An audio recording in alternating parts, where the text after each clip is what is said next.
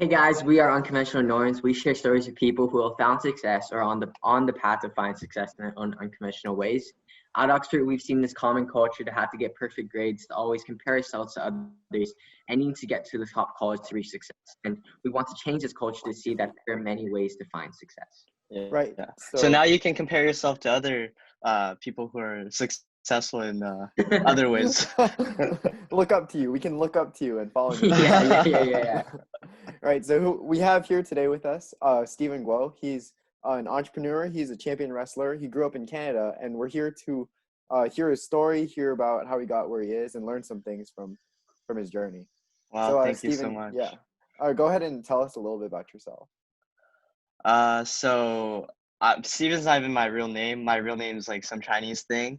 And so I grew up in China. I was born in China until I was around uh, like 7 pretty much. And then I moved to Australia with my mom. And so what happened was my parents, they divorced when I was around like 5 years old. And then I kind of like stuck with my mom the whole time because my dad was like, he's a businessman and he was like busy the whole time and like kind of just forgot about me. So I was with my mom and like I got taken care of by my like cousins and whatnot. And when my mom had a teaching job because she was a professor for accounting, she had a teaching job at a university in Australia. It was like a temporary thing. So she's like, you know what? Okay, let's do it. And she just took me with her. And after she was pretty much done with her teaching job, we had a visa that we applied for, and my mom got the visa because she was like, she was a professor, so she could be a skilled worker. Um, and she applied, and she got the visa, and she had a choice between going back to China and going to Canada and starting a new life with me. And because China is very, very strict when it comes to academics, I'm sure you guys at Oxford can relate. Um, and it's extremely extremely competitive, and because of like the whole divorce and everything, I never really had time to study. So my first grade in China, like I think I failed every single class possible. Yeah. And I just remember getting my test papers, and then I didn't want to show my mom because I'm like, oh shit, like I'm about to like get my butt whooped, right? So I would take the paper and just rip it up into tiny, tiny little pieces. And then in the bathroom of my school, I try to put it into the urinal and flush it away. Needless to say, my mom still found out that I did terrible at school. And that's when she realized, oh, wow, like, you know, maybe school isn't for him. And this was, you know, compounded with the fact that, okay, so when I was almost 6 years old, I went to this like military camp kind of thingy. So I really like playing like with guns and whatnot.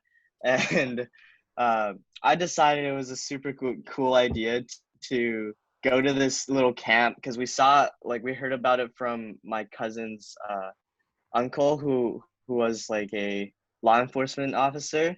And you know, he's like, yeah, you can go to this camp, but he didn't really know it was like a discipline camp for children. So it was a camp, you if your kids were misbehaving, throw them in there Oh for my. summer. They'll come back and they'll be good children, right? But I was like, oh my god, we get to play with guns, we get to do all this cool stuff, right? And I didn't even know how old you were supposed to be to go, but my mom's like, okay, let's do it.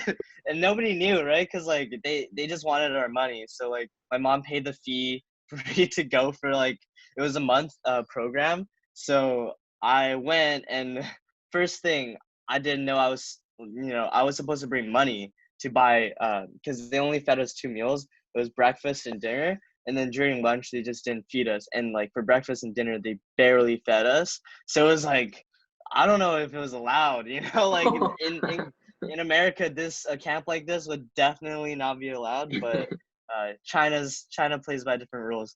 So anyway, so in the camp, I was starving, and my cousin and I went together, and I was the second youngest kid there, and everyone else, they were from the ages of 14 to around like 18, 19 years old.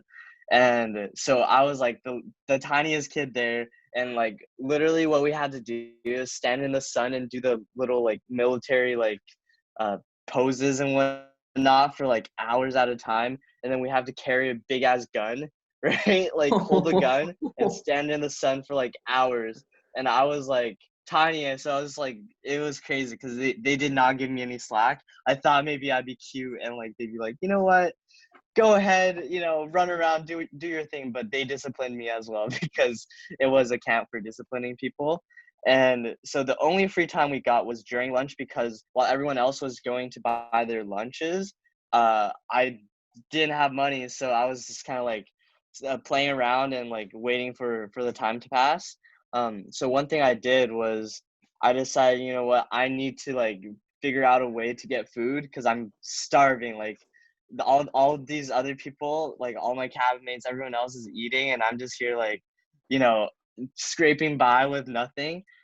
So I decided, okay, I'm gonna go into the fields behind the cabins and catch bugs. And so I was super good at catching bugs, because little hands, a lot of time on my hands.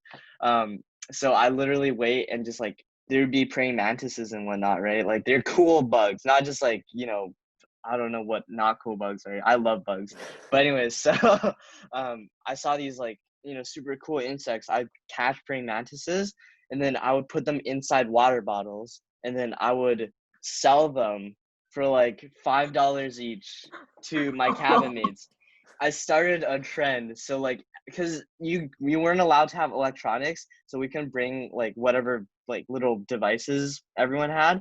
So like everyone's bored out of their minds. So I started selling the little insects one by one to my cabin mates, and they were like cooked. They had their own little pets, right? They feed them like grass and like feed them little insects. So they keep buying insect. So like the praying mantises, they would eat like locusts and whatnot, right? So like I had, kind of a clientele now. So I'd sell them the praying mantises, and then they'd be like, "Oh, we need food for our praying mantises. Can you go, catch them for me?" So That is I'd so go out smart. with my cousin. So I employed my cousin because he also didn't bring money, and so he and I would go out and catch all these little critters, and then during our marches, so we go in the morning at like 6 a.m. We go out to go march, and then we have these big pockets in our military uniform. So we catch the bugs as we go, stuff it in our pockets, and then when we came back, we would sell them to our cabin mates, and this caught on. Literally, all of the other cabins around my cabin started wanting bugs as well, and it was just like a super popular thing, right? And then people would get their bugs to go fight each other, and it was just like a super fun thing.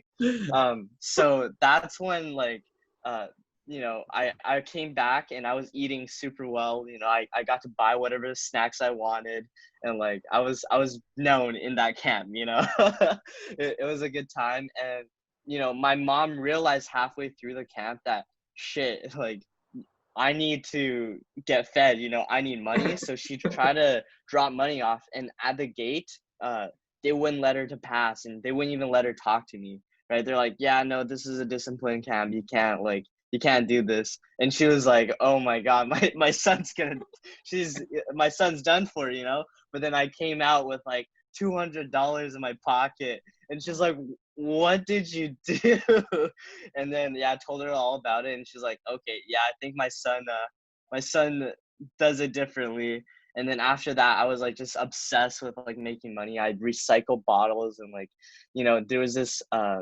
there's this shop down by my house, and they would sell like little toys and whatnot, and I would go down and try to bargain with them. I'm a little 6-year-old boy, right? So I would go down and just bargain with them until they gave me the price that I wanted. And so like that's, I think, my entrepreneurial spirit like really developed like really from a young age. And so I moved to Australia. We were super busy like doing everything, and then moved to Canada. My first little bit, I was busy learning English, so I didn't really have any entrepreneurial endeavors. So once I got fluent in English, took me like 2 years. I started getting back into the groove. My mom, she found a boyfriend, and he was actually, she found one boyfriend, and then he gave me my first like GameCube, and I learned, video games, and I got accustomed to like, the technology that, you Westerners take for granted. Um, and then my mom found a new boyfriend, and we moved to like a new city with him. And, I'm super bored at that time. I'm like 12 years old and nothing to do, no friends. So he's like, you know what? I'll buy him a computer and just let him play around. And that's when I really started to flourish. So I learned like, cause I got a bunch of viruses right away. Cause I tried to install all these like random games. So I get all these viruses, get the blue screen, and then I'd be like, oh crap, I have to fix this. So I would spend all day trying to like figure out how to fix all these things. I forgot how I searched it. I think I used my mom's laptop secretly to search, okay, how to fix blue screen of death, how to fix this, how to fix that. And then I just learned everything I could about computers just through that. And then I started playing Minecraft, and that's when I, really got passionate about a video game. And I would play Minecraft like 24/7. First, it was like the alpha stage of Minecraft where it was single player, and then I followed it until like beta. And then like when servers came out, I'm like, oh my god, I have to have my own server. So I learned how to open up a Hamachi server, and I broadcasted it. Back then Minecraft was super easy to get players on, so I put it on Planet Minecraft or whatever, and people would come on and start playing, and I just hosted on my computer, um, leave my computer on overnight, and then come back. And like, yeah, I built a little community on there. At the same time, I started doing a little bit of YouTube, a little squeaker, me trying to, show people how to do tutorials. So I made a tutorial called how to make Minecraft, or how to record Minecraft for free in HD in Fraps for free. And I remember exact title of it. I remember being so proud of like coming up with that title. I'm like, oh my god, I'm gonna get so many views. And then I actually did. So that video blew up on YouTube because nobody else showed how to pirate Fraps for free. So Fraps, if you guys don't know, is a recording software. So I showed people how to, get this software for free, and people were like, they were all over it. They were like, oh my god, thank you so much, blah blah blah. And some people would be hating. They'd be like, kill yourself, you little squeaker. Like I was super used to like people just hating super hard. But I guess that's one thing I learned, like you can't let the haters get to you. Like you just got to do your own thing, and you'll succeed. Anyway, so that video overnight, it got like 100,000 views. And then over the course of a week, it got like 500,000 views. And then it grew to like 850,000 views. And then Oh my goodness. I kept getting views. And then the company Fraps, they got super pissed because they're like, yo, you're not allowed to do this. This is illegal. And I didn't know what that meant at that time. So they contacted YouTube and got it taken down. But I still banked because the ad revenue back then on YouTube was like, it was a lot higher. So I made like, I think it was like $1,200 from it, and I Oh was my like, oh my goodness. god, it was great, right? And how old were you at the time? I was 12. That's so Yeah. crazy. I was 12 years old. So, but that's not even it. So, at the same time, while I was doing YouTube, I started getting a little follower base, other little squeakers that like my stuff.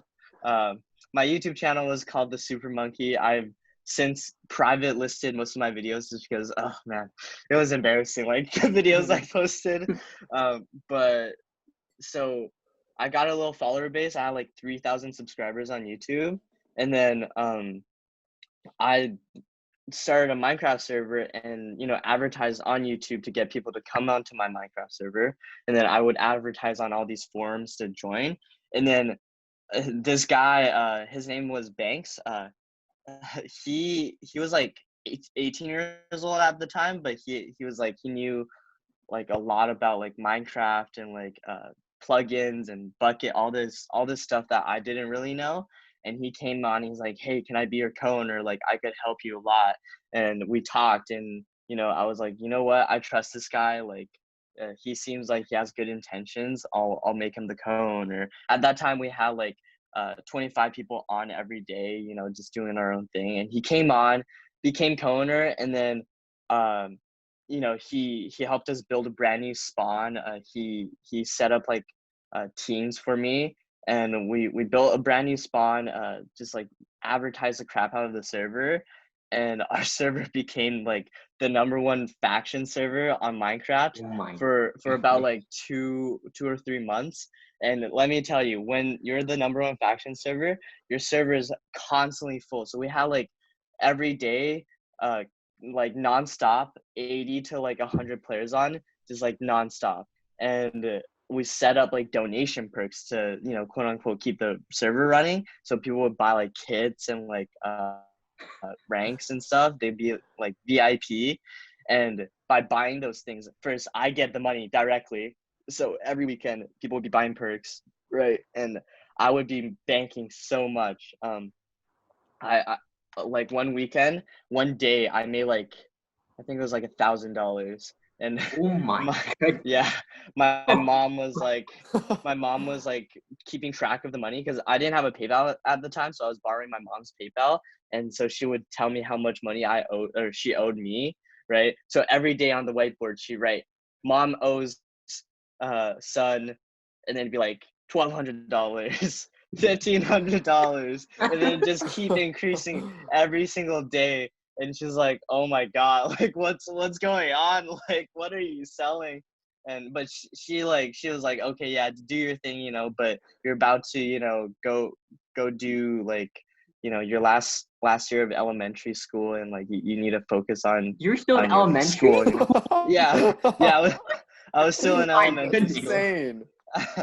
So yeah, I got my start really early in entrepreneurship, and like ever since, like when you make that kind of money as a kid, like you get so hooked. Like just making like your first $100, you're like, oh my god, like the dopamine that you get from doing that is like, it's crazy. And like ever since then, like I was just like nonstop, like entrepreneurship is my life. So before it was like my summer of elementary school, I think. I made it around like $10,000, and I took that money, and I'm like, you know what? I want to start an app development company. I want to make an app. And at the same time, that's when I sent my dad an email. I'm like, "Hey dad, like this is your son. I started like a business and I made a little bit of money, and like, you know, I was wondering where you are, like what you're doing," because I hadn't talked to him for like, it was like 5 years or something. And like, so no idea what he was up to. But then he replied, he's like, "Yeah, I've been pretty successful in business," and like, you know, he's at that time he was building a hotel, or a 5-star hotel in China. And yeah, so like started talking to him. Like I was super mad at him like for a little bit, but then, you know, I forgave him, and like I'm like, you know what, I understand, blah blah blah.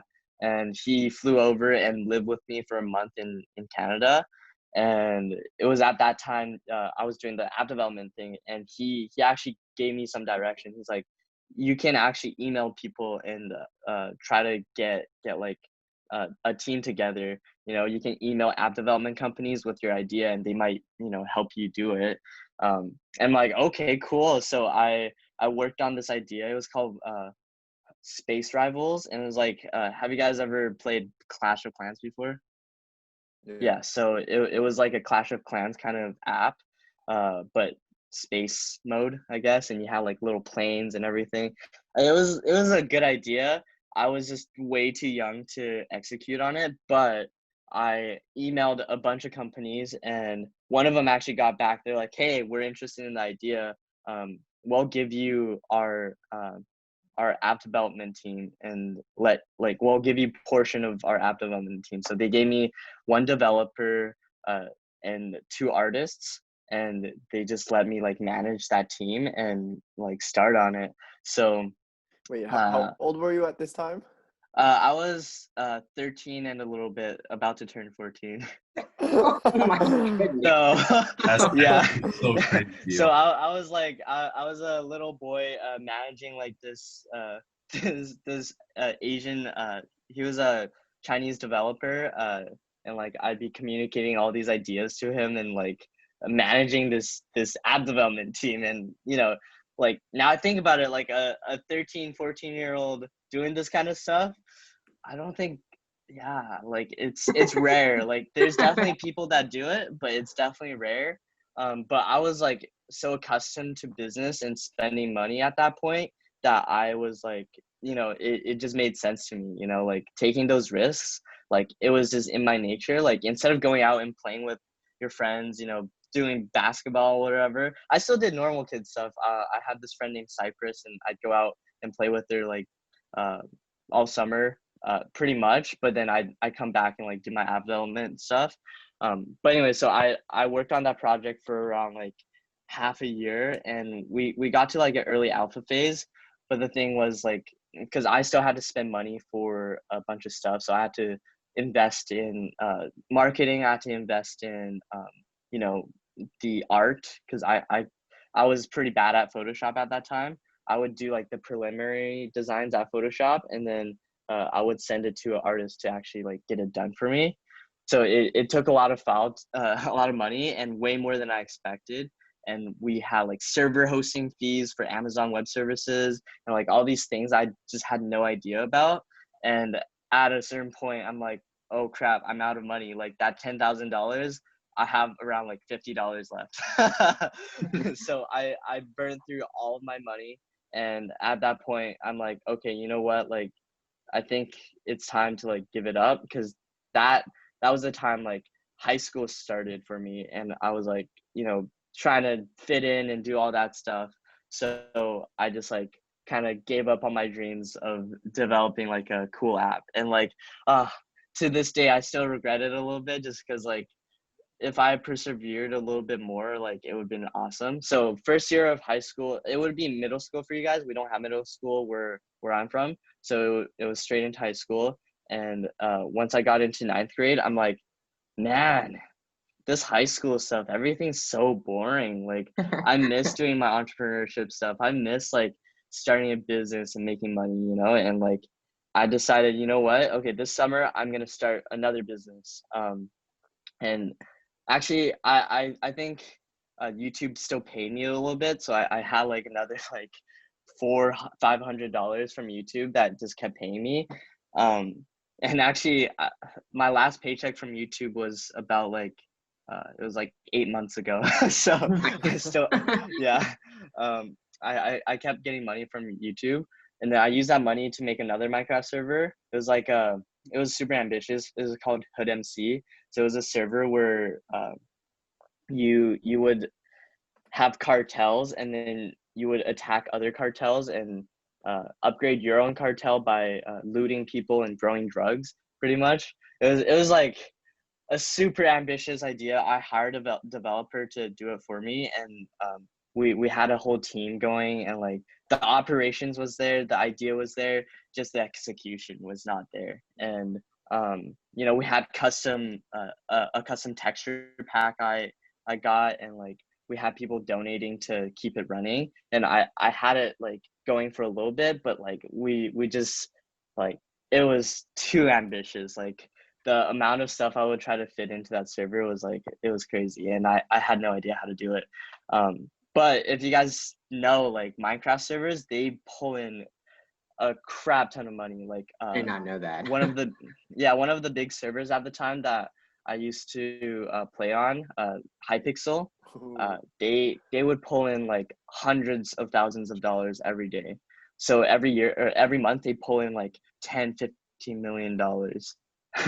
So Wait, from it's just donations or? yep. Yes. Yeah, so like don't underestimate Minecraft servers, you guys. So like I during those times I got to meet some like really talented people as well. Like there was this he was like a 13-year-old Pakistani kid, and he was a programming prodigy, and he owned a server as well, and his server had like hundreds of players on it. He was making so much money, and I was like, it's so weird. The hierarchy on Minecraft is like the owner's number one, right? and like the bigger your server, the more you have to bow down. So like everyone's bowing down to this little Pakistani kid, and like I would be in Skype and I'd hear about him, and people are like, oh my god, this kid, like, you know, like he's so cool, blah blah blah. I thought he'd be like, you know, like 19, 20 years old, you know, but then he comes on and he's this little kid, and like everyone's just like, hey, how are you doing? Like, you know, everyone's just like bowing down to him, and I was also bowing down to him. But same thing happened to me when I had my server, you know, like everyone's talking about me, my name was GHR4, and everyone's like, oh my god, GHR4 is coming on, like everyone, like, you know, blah blah blah. And then I do like staff interviews, like I'd be like, okay, today's line up the staff interview for these people, and then they go out and like get it all done for me, and then I come on and interview the staff, and staff would be taken aback. They'd be like, oh, okay, where's the owner? Like, you're probably the owner's son, right? It'd be so funny. And then I tell them I'm the owner, and they just like, they'd be like, oh, hi. It'd be so funny. Oh my god, little 13-year-old. But anyway, so got a little sidetracked. Back to high school. So I started that Minecraft server, lost all my money, you know, like it was ambitious. I'm proud of it still. And then we started, like what I did was I wrestled at the same time. So like my first year of high school, it was pretty ass because I got bullied a lot, and like everyone just like hated me pretty much. And I decided, okay, you know what, I'm gonna join wrestling and like take control of my life. So I joined wrestling, and you know, I was at first like, because over the summers and stuff, I'd wrestle with my friend Ian. He was a big wrestler, and like he'd teach me how to do a bunch of like wrestling moves. And then I joined, and like I picked it up pretty quickly. My second year, I got first at Islands, which was like, it's like zones for you guys. I don't know how it works for you guys. So like it'd be like you win for Orange County, right? So I won like number one for Islands, and I was like, okay, you know what? Like I really like this. Like I think I can do well in it. So I kept wrestling, and at the same time, when I was wrestling, I kept doing my entrepreneurship stuff. So I literally like do everything. I'd sell candy to people in high school, and like it was just a bunch of random stuff. I kept hustling. I sold stuff on eBay, and then I got, you know, into e-commerce because I had already started selling on eBay. And then I'm like, okay, you know what? This summer, like I really want to focus on something. I really want to have a project and be successful in it. And, you know, after all those failures, I only had like $50 left. So I'm like, holy crap, like this $50, it's really got to take me somewhere, you know, because I didn't get an allowance. You know, ever since I was a kid, like I told my parents, like, don't help me, period. Like I want to make my own money, and I want to do it by myself. And I was like, oh my God, I only have $50 left. I lost all my money. You know, I did buy like a laptop with the money. So, you know, like still, but $50. And at the time I did a lot of research. I'm like, okay, what's a good product to sell? You know, what is something that I can sell that will like make me a lot of money? And I did hours and hours of research. So here's how it would look. So I was wrestling at the same time, and I was going into my last year of high school. So all summer, I'd just be staring at my screen. My mom would be like, hey, son, like, you look white. You need to, like, you need to go out and, like, go get some sun. I'd be like, no, mom, like, I'm onto something. I'm doing this e-commerce thing. Like, I know I'm going to do well. I'm going to make money. You know, I was, like most naive kids, you know, they think they're going to just, like, succeed and, like, do amazing. Well, I thought that, and I believed in myself, and it was like a little bit at the beginning of the school year, I found something, this little spinner thing, you know, it spun in your fingers, right? I'm like, oh my God, this thing is so cool. Like, I think I could sell a lot of it. Like looking at the numbers, like I think you can sell a lot. And I showed it to my friends at high school, and they'd be like, what the hell is this? Like, why would anybody buy this, right? I'm like, trust me, like it's gonna happen. Like I'm gonna make this thing popular. And so I bought one for like $5 on I forgot, it was called Fast Tech. Yeah, I bought it on fasttech.com. It was like a Chinese website that sold a bunch of cheap stuff. And then I showed it to people and they're like, whatever. But then I decided, you know what? I'm gonna resell it on eBay to see like how well it does. And so I bought it for $5.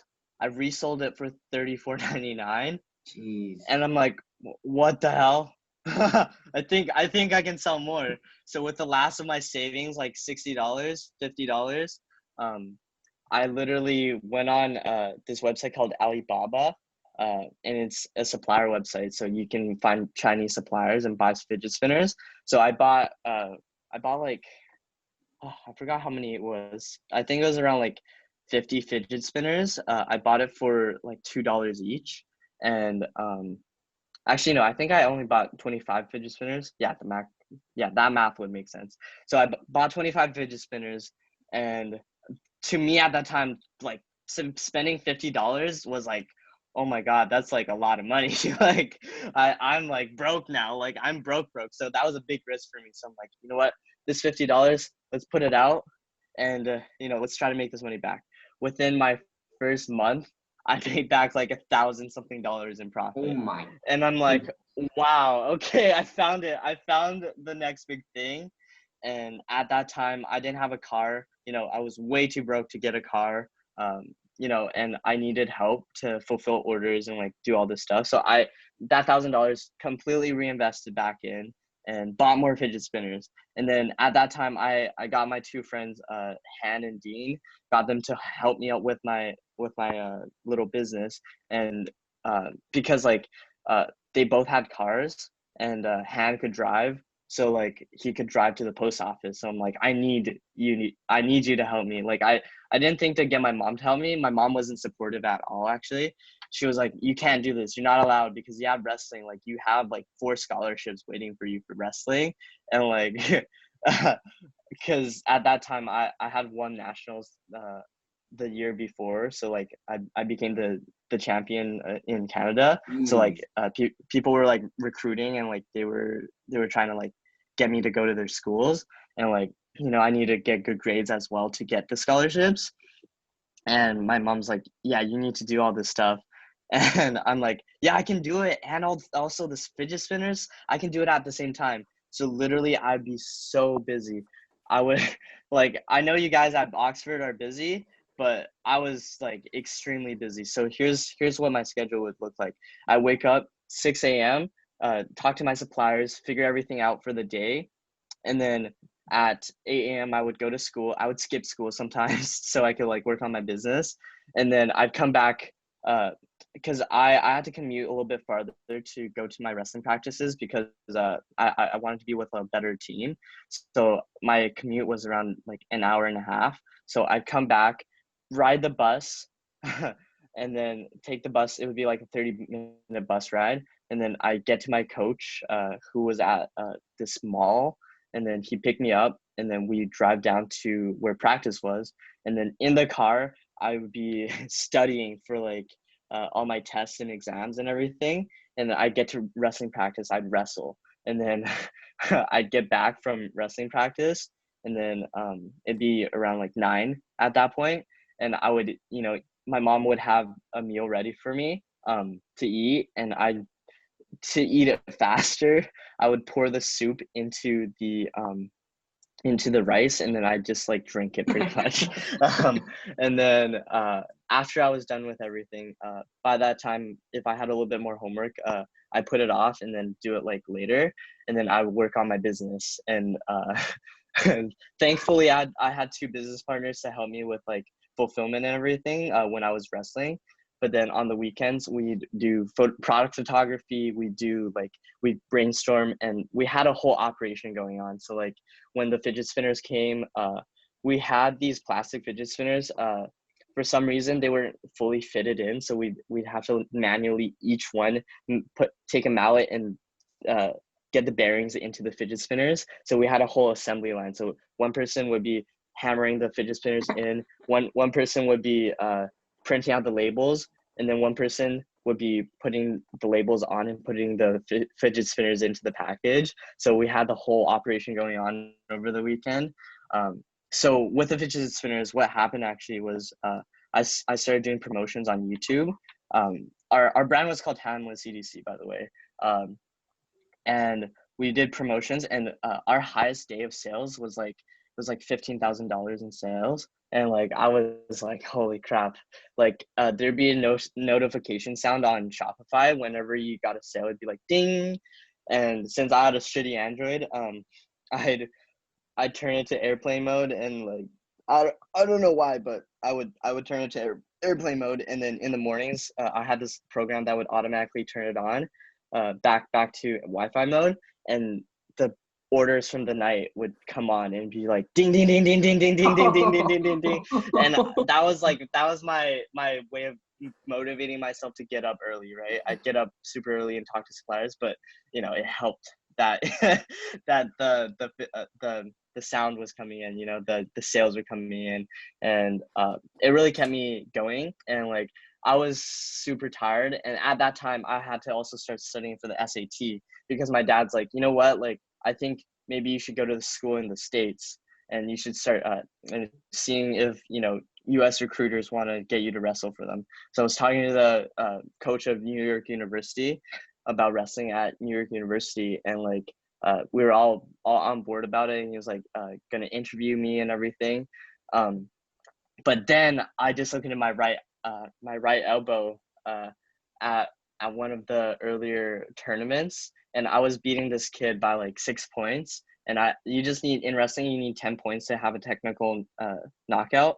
But then I had new boots on as well, so like my boots were a little bit slippery, and I was like trying to take a step back a little bit, and he saw that, and he picked me up, and I was like, I'm not letting this kid get any points, because I was like, I had a little bit of pride. I'm like, you know what, like I'm the best, I trained super hard, and I'm like, I'm the best, nobody's gonna beat me. So I'm like, nope.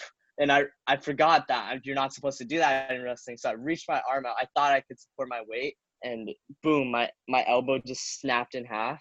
And that was my wrestling season out for good, right? And it was like my most important wrestling season. I was kind of sad, but then I'm like, you know what though? Now I can focus on my fidget spinner business. So like I wasn't that sad, but at the same time, it was like good timing as well, because I had to study for my SAT. So now I couldn't go out, and I had to study for the SAT. My fidget spinner business, what happened was we had a big inventory order, and we weren't fulfilling it ourselves anymore. We were using ShipBob in the US to fulfill our orders, and we were in a rush because we had like hundreds of orders lined up, and we're like, okay, you know what, screw it, just send it from China to directly to the warehouse in the fulfillment center, and don't worry about it, like just go for it. And man, the fidget spinner quality was terrible, because our first supplier couldn't supply that much fidget spinners, so we found a new one on the spot, and we didn't do any quality checks, and it was just terrible. Like the paint was peeling off, like the spinners weren't even spinning. It was just like absolutely horrendous. So the customers got the products, and they were pissed.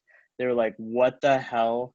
And like we got on top page of the fidget spinner thread on Reddit, and like they were like, yeah, don't buy from this company. And our reputation was just done for.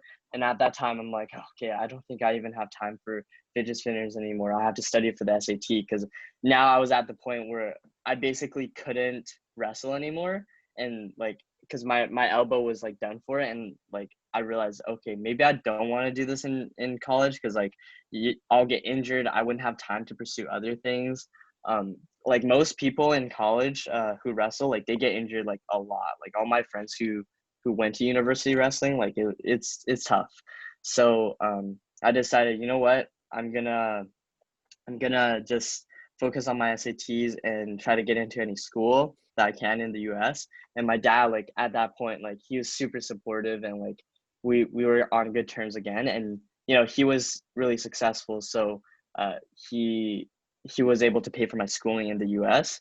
So I applied to a bunch of schools and got into some UCs, and I saw UC Irvine, like a new school. I'm like, wow, like this school seems like it's gonna be like one of the top schools, and I really liked it. I really liked the location. Irvine's like, wow, like it's the safest city in the world. It's right next to Los Angeles. You know, has all these opportunities. So I'm like, okay, you know what? We're gonna send it and go to UC Irvine.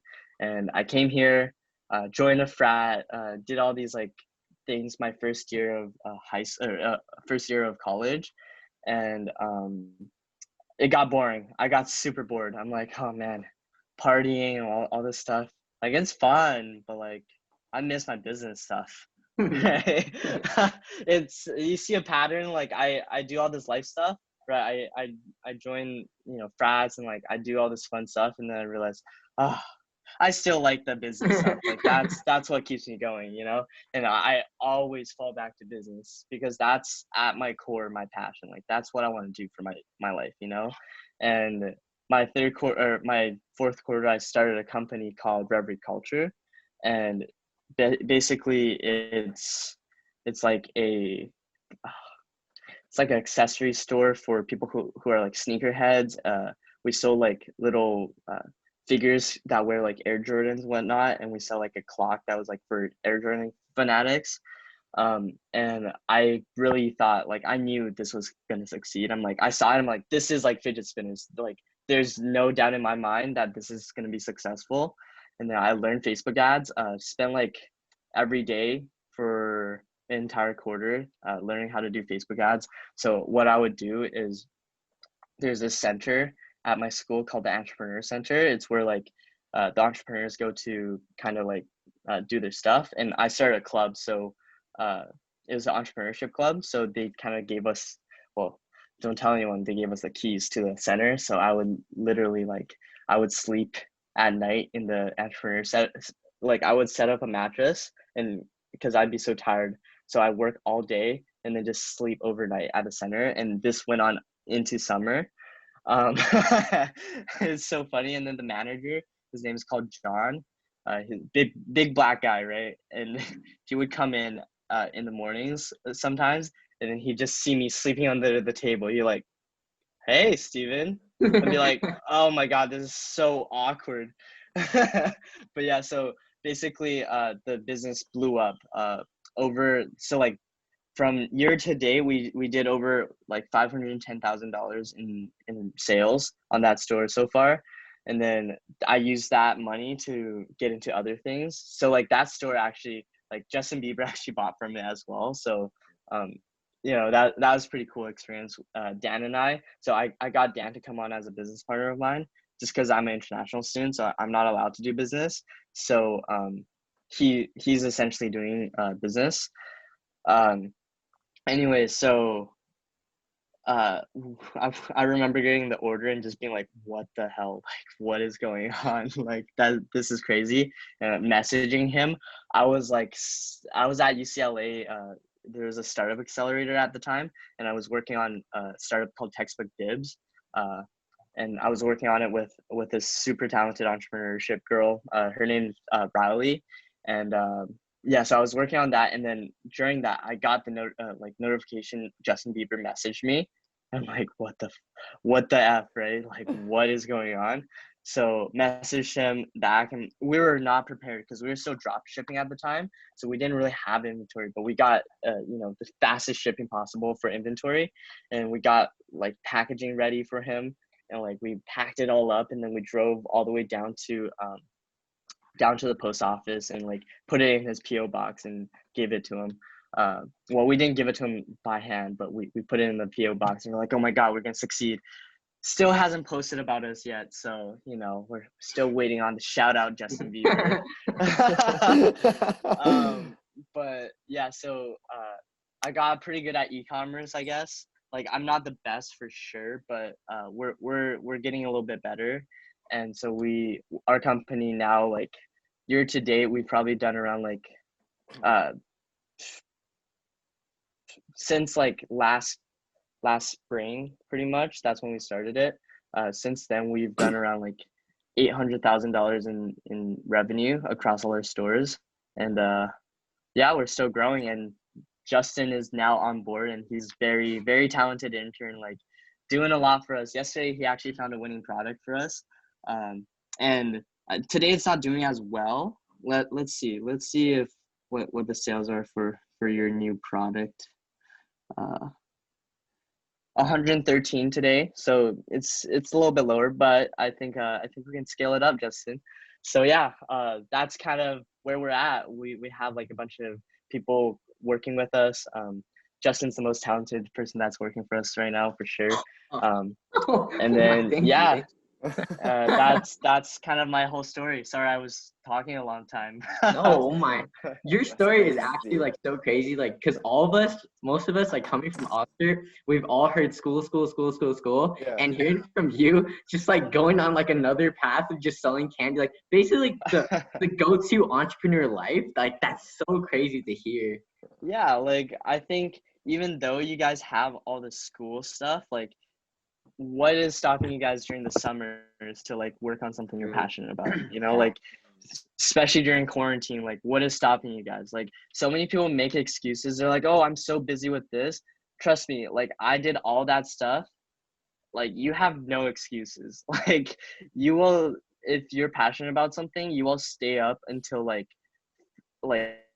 until 2 a.m. every night, wake up at 6 a.m. and do it over and over because you want it that badly, you know? And that's my story, you know, like all of the things that I've succeeded in is because I wanted it so badly and I was so passionate about it that sleep was like hard for me because I'd be thinking about this business stuff, you know? So, you can go, Jason. Yeah, so you were extremely dedicated and like obsessive, right? But were there any times where you felt like, you know, it like kind of dwindled, and so you like questioned yourself, like, is it worth it if I keep, you know, going through this? Yeah.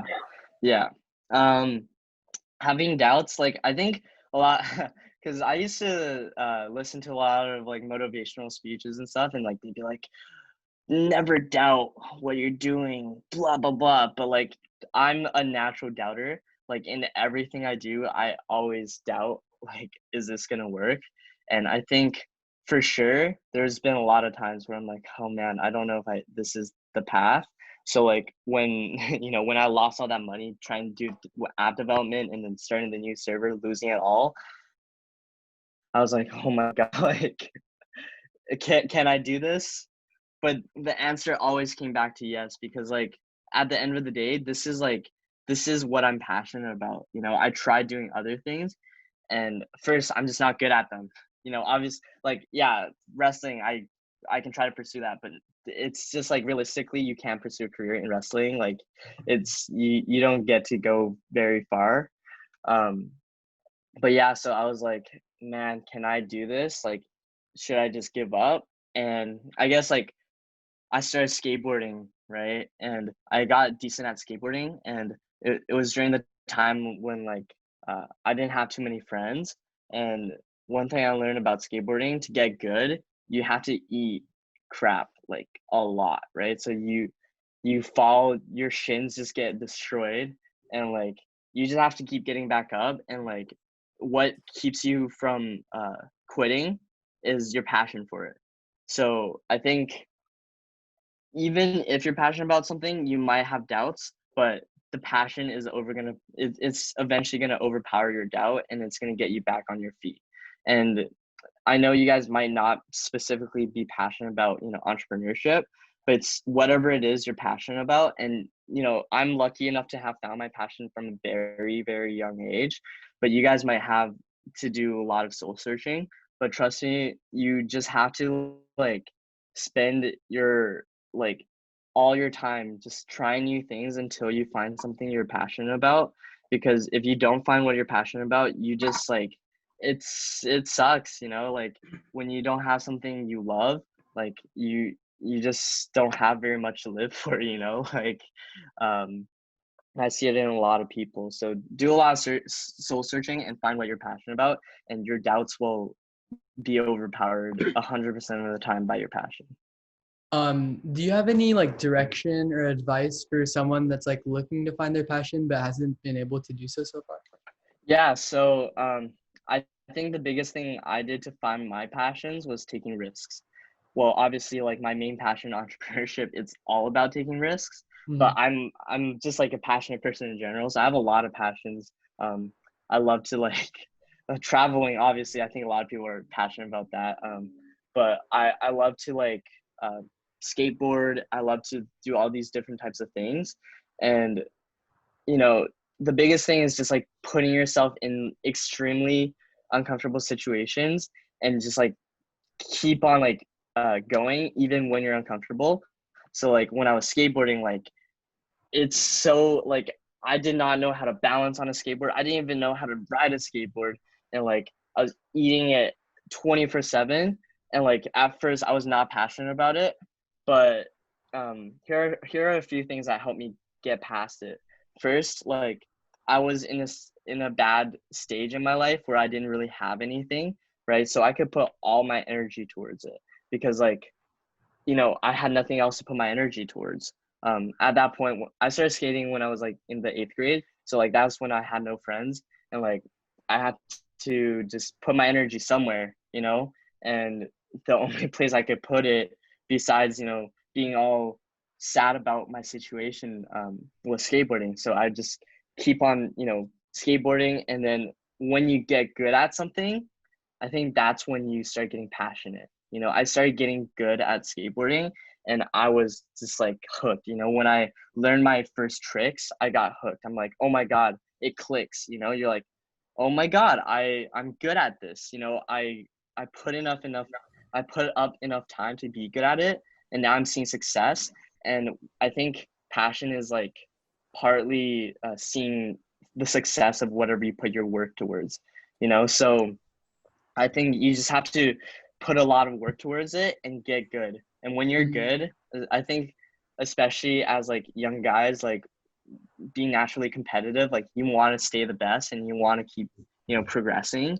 So like for you guys, just like take your risk in whatever you think you might be interested in. Maybe one of you guys is like into like crypto. Maybe one of you guys is into like, you know, I don't know what you guys would be into, like spearfish, like yeah, maybe spearfishing, Like trust me, when you get into it, the learning curve is so big, but where the passion comes from is when you're smooth sailing and you're like, wow, like I'm on a roll. Like I understand this, I'm good at this. I take pride in like being good at this, and like I want to stay consistently good at this, and it gives you pleasure to be good at something. Yeah. I think like for you, oh, sorry, Ethan, no, you go. Ethan, go. Go, Oh, go, go. okay. Oh, so like when you wipe out either in like skating or like business, whenever like Mm-hmm. something bad happens or like you fall off the board or something, what goes through Yeah. your mind? Like what do you tell yourself?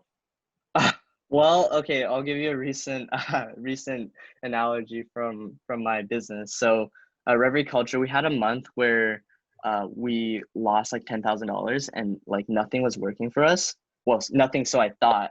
So it's kind of funny. People a lot of times think, oh, you never have doubts or anything. I was like, oh my God, we're done for. We gotta close the business. We gotta file for bankruptcy. I'm telling Dan all this stuff, and Dan's like, you're ridiculous. Like we're gonna be fine, right? But in my mind, I'm like, oh my God, we're done for. The Facebook ads aren't working. Like we're not getting sales. We're losing money every day. Like might as well cash in quickly and just leave. But then after like a few days, I'm like, you know what? Okay, I have a fire under my ass. Like I have to find something to save my life pretty much. It was like it felt like my life was like on the line kind of. I'm like I either succeed or I'm just like done for. So I'm like the adrenaline that was rushing through me, I was like, oh my God, I have to find something. I have to find something. And then I would just start like working hard. Like I would haul ass. It's like there's a giant bear behind you and you're just like running. You're like, I have to find something to save my ass and like keep going. And so for the business, like I hauled ass for like a week straight, and I found alternate solutions to making money and like keeping us afloat for that month, and then I saved us. But like, yeah, like at first, I think it's completely normal for you to feel like, oh my God, I don't think it's gonna work. But you should also feel a sense of urgency, like, oh my God, I'm on my last like breath, you know, like you need to think smart and you need to work hard, right? Normally, I only just work smart and not work hard. But in those situations where you fall down, you have to work hard and work smart because you're limited on money, you're limited on like whatever it is, time. You know, if you guys are like, I'm telling you guys this now, pursue your creative endeavors now, pursue your passions now, because when you get older, start having responsibilities, having, you know, a girlfriend or a wife or, you know, like a family, like that's an occupation, that's when you're done for. Like you barely have any time to do anything. But at the same time, there's no excuses. Okay, so for me, I think that you are like a perfect example of someone that has had an environment where you may have gotten not a lot of support, especially in like the entrepreneur kind of side of Mm, you. How do you, especially like going back to like your mom telling you to really focus on wrestling. How do yeah, you kind of like have your like say like enough confidence to be like, hey, like I believe in myself versus like listening to you yeah. guys? Um, the thing is, I'm very rebellious by nature, right? So I've always broken rules, like just whatever rule there is, I'm gonna find a way to like get around that rule. So like when my mom told me those things, like naturally to me, because like the thing is, you have to realize your parents, even though they want the best for you, sometimes they don't know everything. You know, sometimes they don't know what's like a lot of things they say is true, but a lot of other times like they don't understand the world that we live in now compared to what they lived in, you know, like times are constantly different, and sometimes you have to trust, okay, you know what I'm doing is relevant to my time and relevant to me and what I've seen, you know, because your opinion could be very much just as valid as someone who's like 4 years old, you know. um and that's how I thought, you know, my mom says you can only do this much, right? But in my mind, I believed in myself, and you know, having that confidence, it's definitely difficult, but you just have to take a risk. And kind of what happens is when you rebel, right? You've already taken that step to like say, you know what, screw you, I'm gonna make it. Now you have to work extra hard to actually prove yourself, you know? So I think for me, a lot of it was proving myself. And that's like, that got me through a lot of things, you know, like like it felt like the world was against me a lot of times when I was, you know, starting a lot of the stuff I was starting, like especially during the fidget spinner phase, like felt like everyone was just like trying to go against me, you know. And I think that having the mentality of like, you know what, you're wrong, I'm gonna prove you wrong, and I'm gonna get satisfaction out of proving you wrong, that was what got me, like, you know, that's what kept me going, you know. I proved my mom wrong. Still to this day, best feeling in my life, you know. Like I don't regret rebelling her. Once, like, we got in so many arguments, and like it end up in tears and stuff of like her saying, no, you can't do this, you're not allowed to do this, and be like, no, I'm gonna prove you wrong, I'm gonna succeed. And I think that's what like kept me like going, right? I think that's what helped me like you know, stay up until like 2, 3 a.m. every day, and like get up all really early and like keep doing all this stuff. Yeah. So it's, you just have to prove them wrong, and it gives you motivation. So I have another question. So, what is your perspective on college and grades? uh, so funny you ask, because I hate college. Not so don't extrapolate that. I don't like college for the academic side, because here's the thing, we live in such a different era compared to like what, you know, our parents lived through. Right now we're in an age of like instant information. So you guys all go to Oxford, like that's one of the best high schools in California, right? You guys are smart. Like, there's no doubt that you guys are smart and you guys can figure things out. Like, I don't think, I think the average IQ at at Oxford is like 130. Like, it's probably pretty high. So you guys don't need to follow a traditional path unless you want to be like a doctor, engineer, uh, boring stuff, boring occupations. Well, to some people it's boring. To me, it's boring. Unless you want to be like that, you don't need to follow that like traditional route. You guys have information right at your hands. You guys live in the best country in the world with the most opportunities to do business, to pursue whatever it is you guys want to pursue. And like your parents aren't gonna kick you out, and even if they disown you, you just have to like prove them wrong. I know having Asian parents how it can be, but even if they disown you, like if you are like already disowned, like you have no other choice but to prove them wrong. So I think, yeah, like academics, it's not really the way. I think college, what it is good for is giving you a buffer zone of 4 years where you have very little responsibilities, right? And take advantage of that. You guys probably lost your 4 years in high school doing a bunch of homework and whatnot. Now that you get into a good university, like take advantage of the resources that are at your university, whether it's professors, whether it's your peers. I think taking advantage of your peers is a huge thing. Not taking advantage of them, but like taking advantage of networking with them and building cool things with them. Because in college, your grades, who cares? Like sure, maybe like the big employers, I don't even think they even care. They care about skills, how competent you are. Like Google, I don't even think they need a college degree anymore. So focus on developing your skill sets. Focus on developing um, applicable skills. Learn how to Photoshop.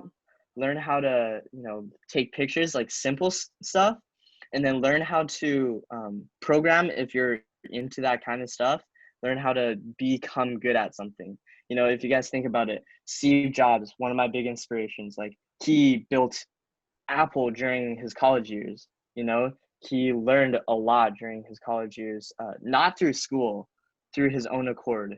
Bill Gates, he was already like, he already learned a lot about programming when he got into college, and he built his, Microsoft. He built his empires through that.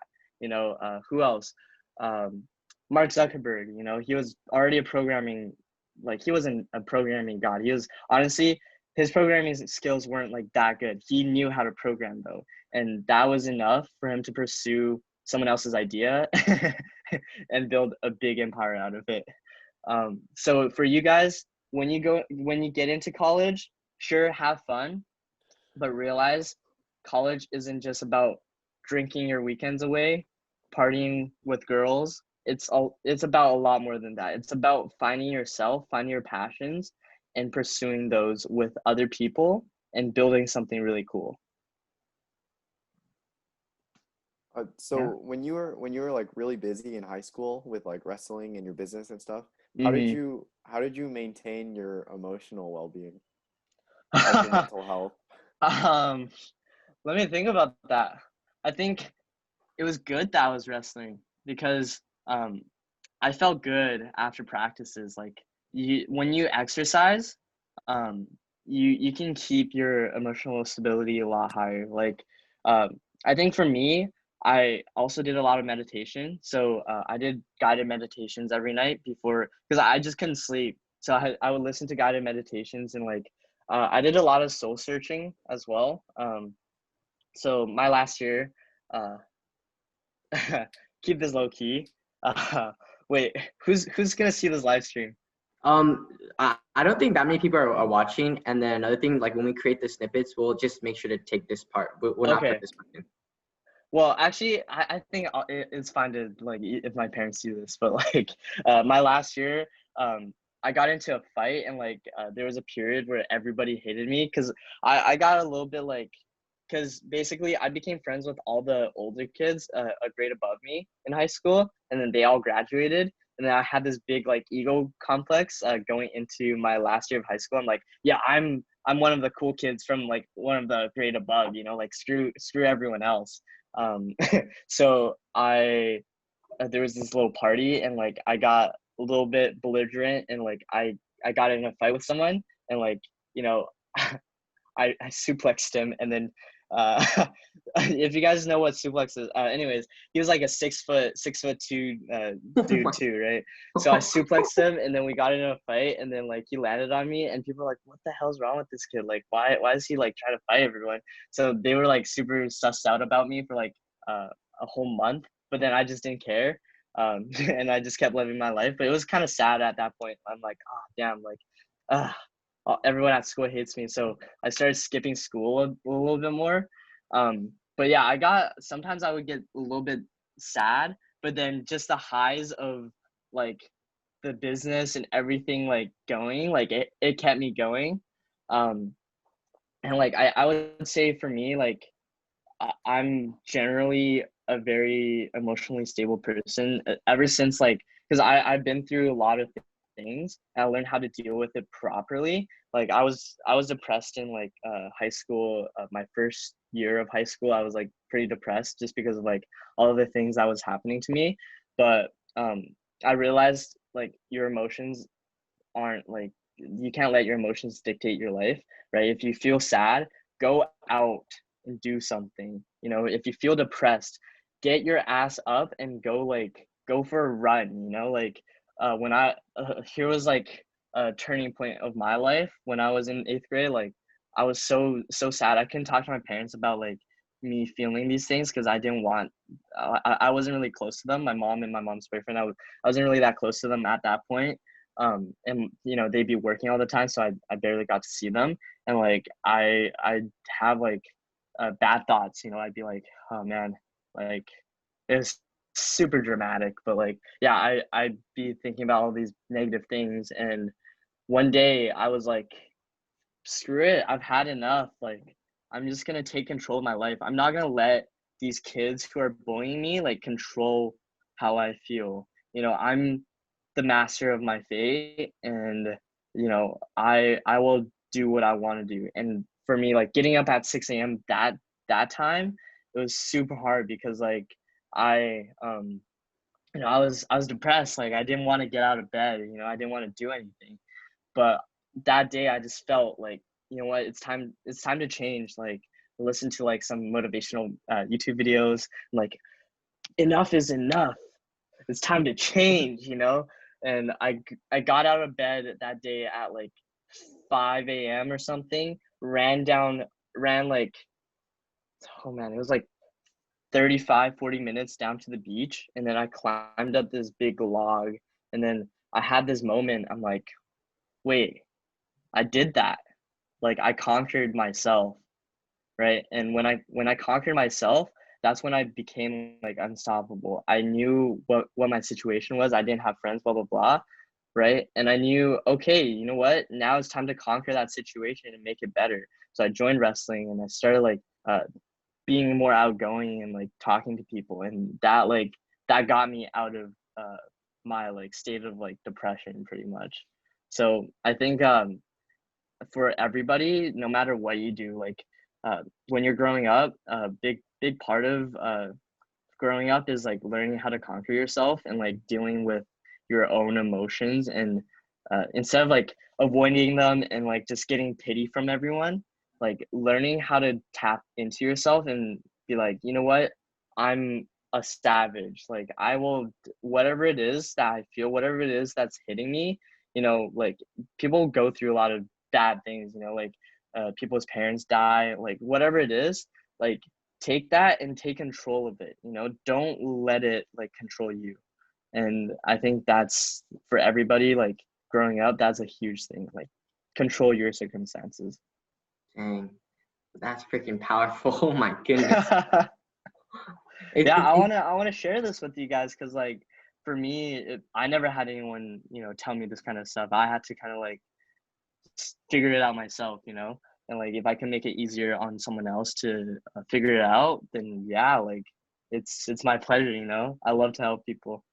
It must have been extreme, like coming from like me having going through depression. It must have been crazy hard to be able to like it may seem such a small thing to do, like, oh, just Yeah, getting out right. of bed, But like when that Mm, voice keeps talking to you, like it can be so hard mm-hmm. to like do simple things, and just the Yeah, fact that you're able to exactly. like conquer that log, Mm-hmm. that's so crazy. I mean, like it was, it came from like a point of desperation, you know, like you're like, damn, am I gonna keep living life like this, or am I gonna like fight it? It's like getting up in the morning, you know. I'm not a morning person. I did this challenge last like at the beginning of this year or last I just, like a while ago, right? I did a challenge where I would get up at 6 a.m. Like I didn't want to, but for like I would get up at 6 a.m. every day and go work out. Like that was a challenge I put for myself. And it's the reason I did that was not to get fit. The reason I did that was to battle myself mentally. I think your mind is one of the biggest challenges that you have to face. When you can like, because I'm not even fully there yet, right? Like sometimes in the morning when like the night before I'm like, okay, I'm gonna get up. Sometimes in the morning, my little voice in the back of my head is like, just like 5 more minutes. It's like sleep a little bit more. I think that's the same thing with like depression. You know, it's like you have that voice. You're like, no, like just stay down. Like blah blah blah. You're trash. So you have to invent like a new part of yourself, right? Like a new part of your mind where it battles at you, where it's like, no, screw you. Like it's like little voices fighting back and forth, right? Like every day we're gonna have voices telling us, no, you can't do this. No, you're not good enough, right? You need to find another voice within yourself to tell yourself, like, yes, I can. Screw you. Screw that negative part of yourself. Yeah. Wow. Oh my goodness. So if you guys are ever going through anything, like don't let it overcome you. Like like reaffirm yourself. Like tell yourself that you can do it, and like just keep going. So going on to the next question. So for people who may be afraid of afraid of failure, Mm-hmm. how do you recommend them or like give advice to them to change their mindset? Fail. Just go fail. You know, like it's kind of it's funny. Like people who are afraid of failure are most likely people who haven't failed enough times. You know, like I I literally I was lucky because I started my life as a failure. You know, like in China, my first grade, like I failed like miserably, right? So I was used to always being like not the best and like you know not being able to succeed the way that uh, people want me to succeed or that I want to succeed. But then I just kept trying. You know, I think the best combination that you could have as a successful individual is to be like relentlessly good at failing and then also relentlessly good at persevering. If you have those two combinations together, like there's just like nothing that can stop you. You know, there's I forgot who it was, but there was this guy. I think it was Steve Harvey or like the Dr. Phil, the black one, Dr. Phil. Yeah, yeah, right. He he's he's a good combination of like what good perseverance is. Like when he was like failing in life, he was literally showering himself in a bathroom stall in a hotel, you know, and he was like down to his last penny, like scrapping by. And look at where he is now. You know, you can't like if you have that combination, literally nothing will stop you. Even if you lose it all, you're still gonna be able to make it back just because you persevere so much. So I think those are like extremely essential skills to develop, and you guys like when you're young try to work on that. I think that's something that like a lot of Oxford students struggle with, because like at Oxford we always, a lot of us, even I have got into this hole of wanting to be perfect, whether it's grades, whether it's really anything, Mm-hmm. and being in like hating failure, whether it's just like a bad grade or really anything. And I think that like you coming in like with a like entirely different perspective that maybe like probably some people have never heard of, like that's gonna Mm-hmm. like, definitely inspire them. Yeah, I mean, I think, yeah, you guys are definitely a tough spot because you guys have been groomed by like typical Asian parents to like, be this standout student. And like they come from like a really good, like, they want safety, they want comfort for you guys. And like, as I'm getting older, I realize like that can be really good as well. But the thing is, like, it takes away like your vitality, like your drive to want to do things, like I think what you guys can all do is just put more pressure on yourselves for other things. Like Justin, I like how you started this podcast, how you are interning for me, and how you're like doing all this stuff, because like this podcast, it might fail, or whatever you do, it might fail, but it's good because I think you should try to fail. Like whatever you guys do, you do it accepting that you're gonna fail, and you try your hardest, but you don't succeed. Like me starting my businesses. Whenever I start a business, I go in fully knowing, okay, I'm probably gonna fail, but I'm gonna try my best. I'm gonna work my hardest on it. Like you guys should try to do something like that. Take a risk, do a hobby, or like do something where, there's pressure, and you either succeed or fail. And if you don't succeed, like there might be consequences. Like do something like that. Like now is the time. You guys are so young. Like what do you have to lose? Like what? Your savings of like $2,000. You guys have literally nothing to lose, because like when you get older and you fail, those are big consequences. When you're young and you fail, like you're just back to where you were, and you guys like, because right now you guys are at the very starting point. Like there's only going up. Even if you fail, you're just back to the starting point and you can go up again, like, so I think it's a really good time for you guys to do something productive.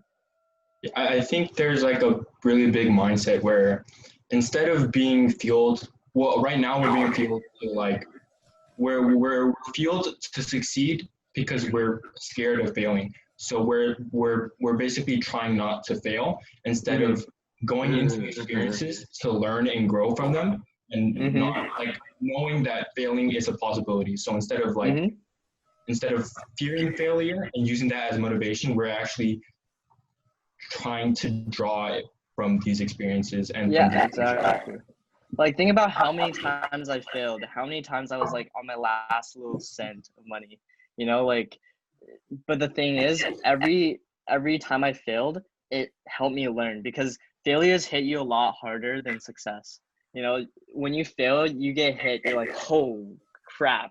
Like you get depressed for a little bit and you're like, wow, okay, what did I do wrong? And start thinking, okay, what can I improve on?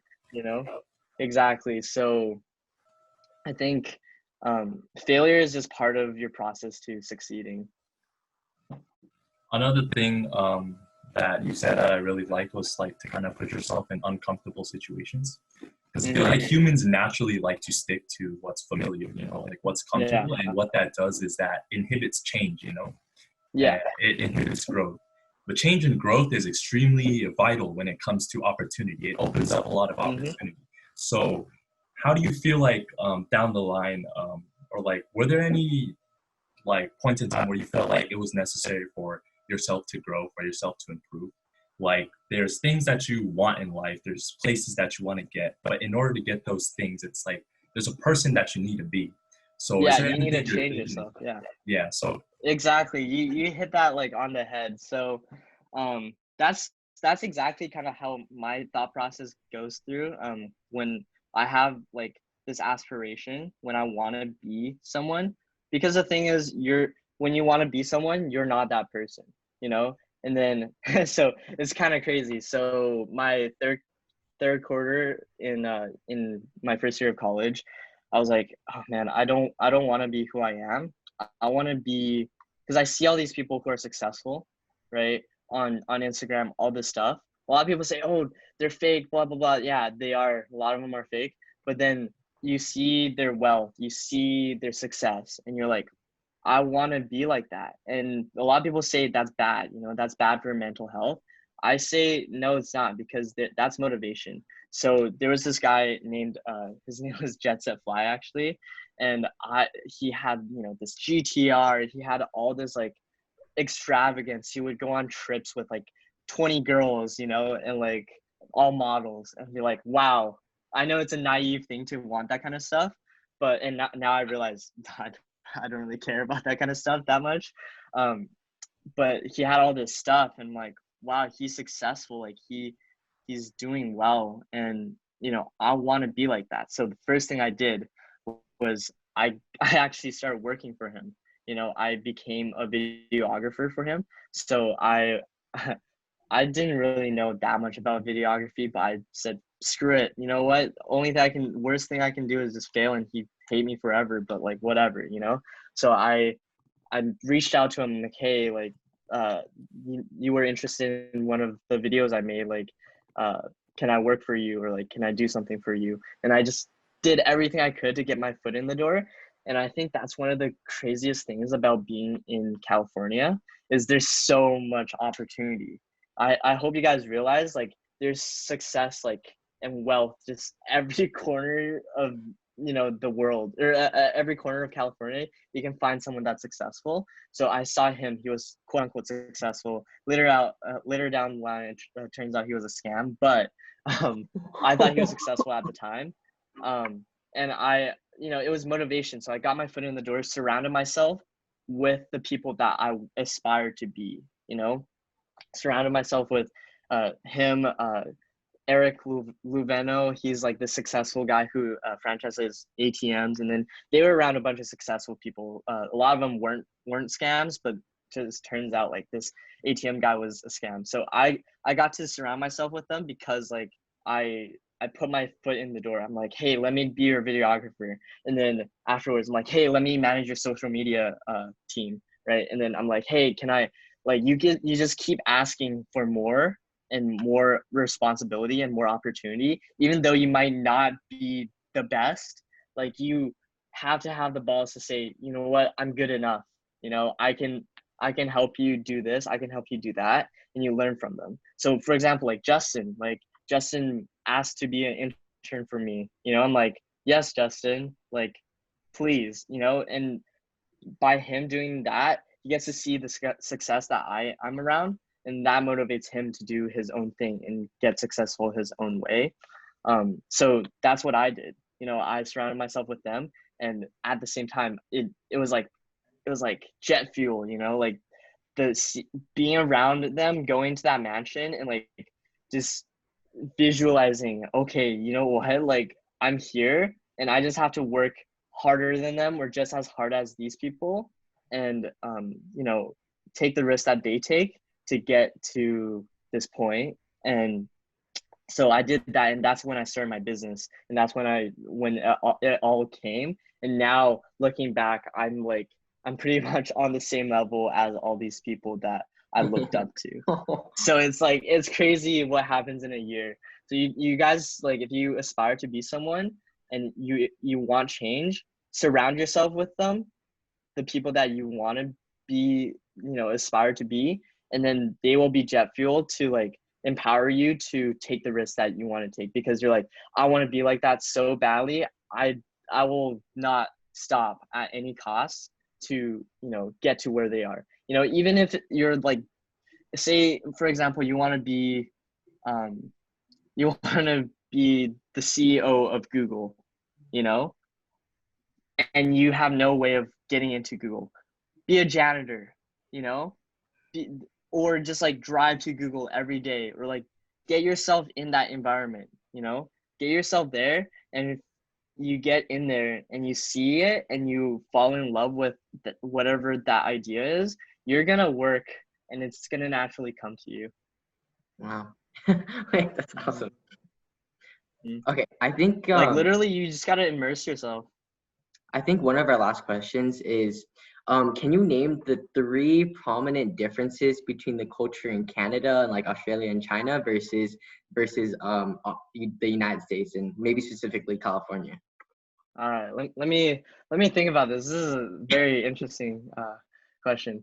So I can definitely say difference between like China and North America, because I think Canada and America are like pretty similar. Like, only thing about Canada is there's way less opportunity than America, and it's a lot colder. It's cold in Canada. You don't want to go there. Just kidding. There's a lot of opportunity there too. You just got to look in the right place. But huge difference between China culture and America culture is in China, it's like it's cutthroat. If you wanna do something, you probably have to screw someone over. Like that's not all the time, but like people screw, like if you're not screwing someone over in China, you're probably getting screwed over. Like especially in business, like people are so stingy, like it's crazy how stingy they are. But in America, it's like more of a cooperation. We'll do this together. We'll succeed together, and the environment's a lot less competitive that way. And America relies more on innovation as opposed to like just pure competition, which is what it really is in China. So I think a good thing about China compared to America is like people in China, they're especially within families, like they're very warm to each other. Like Chinese people are like they really care about family, and whereas America, like I feel like families are just like, you know, because my girlfriend's American, and she's got like a typical like white family pretty much, and like they care about family, but it's not as close. Like in my family in China, like we literally like see each other every single day. We go over for dinner, and like, you know, we take care of each other's kids, and like it's just like super close. Whereas America, like I think it's a little bit more disconnected. And also like when in Asia, like when you grow up and you have your own job and you're sustaining yourself, you're supposed to sustain your parents as well, and like, you know, have them over, and like they pretty much help you raise the kids. Whereas I think America is like the parents are pretty separate from the children, and like the children raise the kids themselves. I don't know which one's better. It's just an observation I made. Australia versus North America. I think Australia is like very, it's like California. It's like Hawaii pretty much. Australia is super laid back. Like people are just like, I think I didn't get to experience all of the culture in Australia, but like I think Australians are just like kind of like it's similar to Hawaii. Even though I've never been to Hawaii, like I met people from Hawaii. It's just like that culture. You know, they're like, "What's up, bro? Like let's go surf. Let's go out and do stuff." Like it's a very relaxed lifestyle, I think. Cool. Are there any other questions that you guys have for Steven? I think I'm good. So Steven, just to end off, is there any last pieces of advice that you have for the people watching? Man, I think we did everything.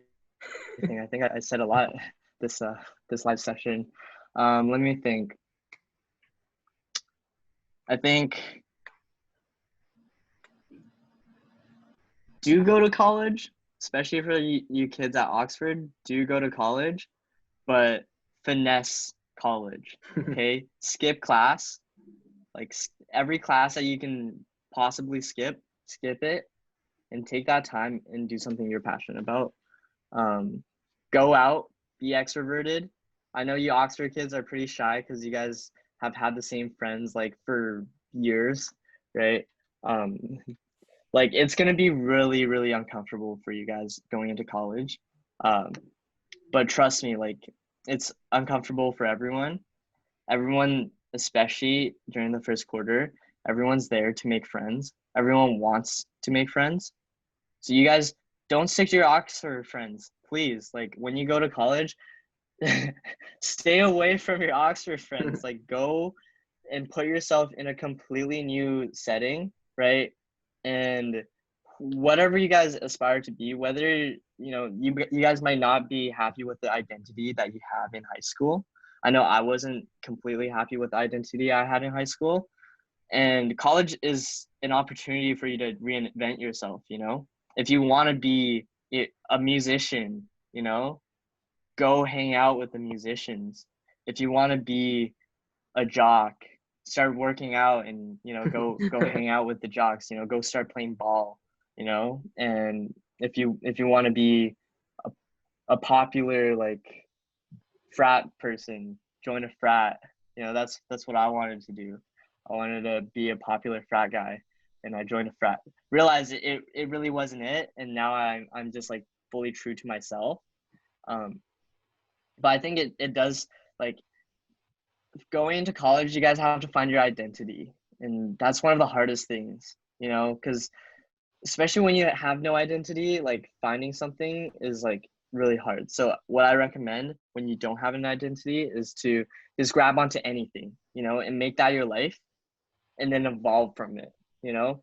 I grabbed onto my identity and made it my life, and then I evolved it from it, and then now I'm truly who I want to be, and that makes me happy that I'm able to be who I am, and like I feel in my own skin. You know, I don't feel like I'm pretending to be someone else. I feel like this is who I am, and like it brings happiness.